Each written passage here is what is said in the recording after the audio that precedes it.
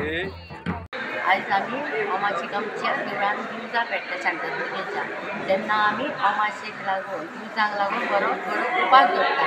आमी चुली वेली बी कांय खायना, आमी फक्त फ्रूट आडसराचे उदकी बी कसलें पिता। आनी मागीर आमी 8 सुमार आमच्या कुळा कडेन वयता। कुळा कडेन वचोन सांजे बी जाल्या उपरांत मागीर एक वात पेटोवन आमकां मागीर वाजत देवळान हाडटा। अशें करून 4 कुळांक आमकां देवळान हाडटा आनी देवळान हाडल्या उपरांत घरा घालून मागीर आमी दिवजां पेटयता। दिवजां वाट्यार घेवन भोंवोंक जाय। असो आमी हो कडक दिवजांचो उपास करता। तीच कशी बी अंदाज आसता। आणि कशी हातीन पेटयता? ना, आमी वाट्यार घेवन भोंवता।